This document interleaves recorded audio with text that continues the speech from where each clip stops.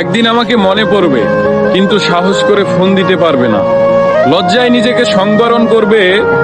আমাদের এত গল্প আর এত স্মৃতি জমেছে যে তুমি অন্য কারো মাঝে আমার ছায়া দেখবে, কিন্তু সেখানে আর আমাকে পাবা না। একটা আক্ষেপ জন্ম নিবে তোমার ভিতরে। রাত গভীর হলে আমার ফেসবুক ওয়াল ঘুরতে মন চাইবে তোমার।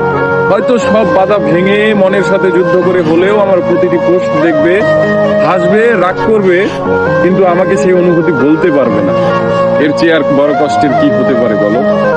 কোনো এক ধরে কিংবা গভীর রাতে ঘুম ভেঙে ফোন চেক করে দেখবে আমার কোনো টেক্সট আছে কিনা। আমাকে না পেয়ে তোমার যেই দীর্ঘশ্বাস জন্মাবে তা তোমার প্রাপ্য ছিল। আমি তো কোনো অন্যায় করিনি।